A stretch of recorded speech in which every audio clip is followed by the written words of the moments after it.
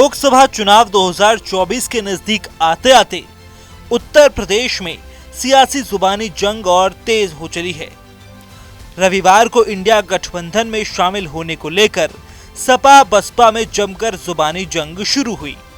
इसके बाद सोमवार को भी मायावती और अखिलेश यादव में जुबानी जंग जारी रही। यही नहीं, सोमवार को बसपा ऑफिस के सामने बने पुल को लेकर दोनों एक दूसरे पर हमलावर दिखाई दिए।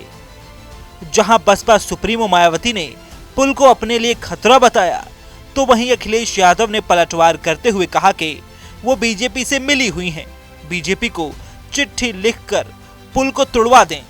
बीजेपी की सरकार में बुलडोजर है, उनसे कहकर पुल गिरवा लें। बीजेपी को चिट्ठी लिख दें कि पुल तुड़वा दो।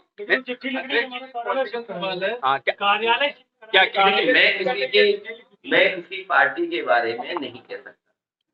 अगर उनको लगता है कि उनके सुरक्षा को खतरा हुआ है तो वो बाकायदा चिट्ठी लिख दें। भारत सरकार को, बीजेपी की सरकार है और बीजेपी की सरकार में तमाम बुलडोजर हैं, वो तुरंत बुलडोजर लाके तोड़ देंगे। हम तो इस बात के लिए तैयार हैं। बीजेपी के लोग अगर तोड़ना चाहें, बुलडोजर चला करके तोड़ दें और मायावती जी के कहने से अगर ये बात मान ले तो अच्छी बात। हमें कोई शिकायत नहीं। अखिलेश यादव ने यह भी कहा कि पुल बहुत जरूरी था, वहां बहुत जाम लगता था।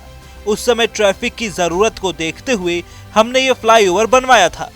साथ ही अखिलेश ने यह भी कहा कि कुछ लोग पुल के खिलाफ साजिश में लग गए हैं। रेलवे और सेना की एनओसी के बाद ही वो पुल बना है। वहां बहुत जाम लगता था, इसलिए वहां पुल बहुत जरूरी था।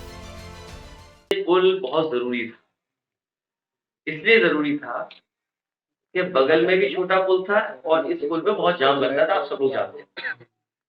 तो ये मांग उठी कि ये पुल बनना चाहिए। जब समाजवादी सरकार में दोनों पुल लिख के दिए गए थे कि हमें पुल बनाने का सरकार को मौका दिया जाए, उस समय दिल्ली की सरकार ने मौका नहीं दिया।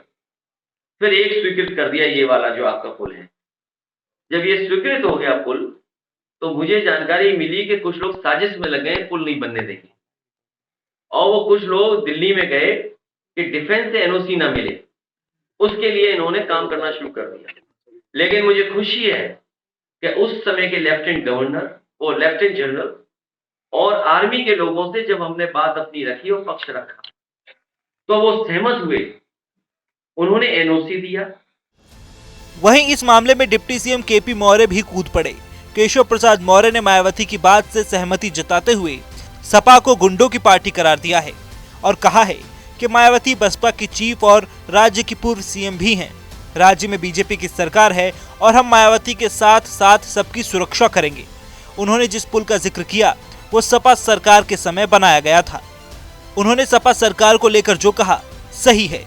समाजवादी पार्टी गुंडों, अपराधियों, माफियाओं की पार्टी है, इस पार्टी से बचकर रहें। मौर्य ने यह भी कहा कि गेस्ट हाउस कांड में इनकी योजना बहन मायावती की जान लेने की थी।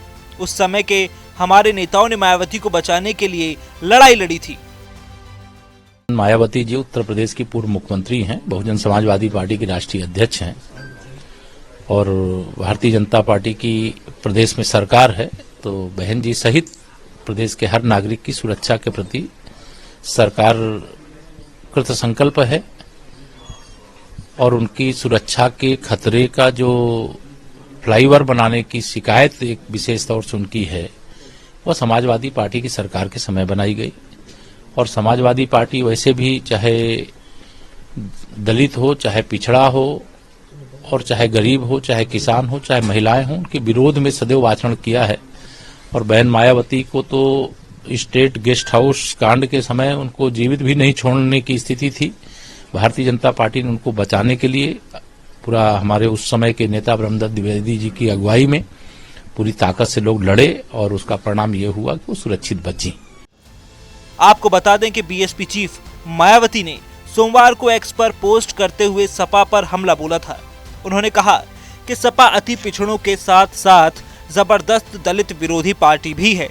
हालांकि बीएसपी ने पिछले लोकसभा आम चुनाव में सपा से गठबंधन करके इनके दलित विरोधी चाल, चरित्र और चेहरे को थोड़ा बदलने की कोशिश की, लेकिन चुनाव खत्म होने के बाद ही सपा पुनः अपने दलित विरोधी जातिवादी एजेंडे पर आ गई। उन्होंने आगे कहा कि वैसे भी सपा के 2 जून 1995 सहित घिनौने कृत्यों को देखते हुए इनकी सरकार के दौरान जिस प्रकार से अनेकों दलित विरोधी फैसले लिए गए हैं, जिनमें बीएसपी यूपी स्टेट ऑफिस के पास ऊंचा पुल बनाने का कृत्य भी है, जहां से षड्यंत्रकारी अराजक तत्व पार्टी दफ्तर, कर्मचारियों और राष्ट्रीय प्रमुख को भी हानि पहुंचा सकते हैं, जिसकी वजह से पार्टी के महापुरुषों की प्रतिमाओं को वहां से हटाकर पार्टी प्रमुख के निवास पर शिफ्ट करना पड़ा।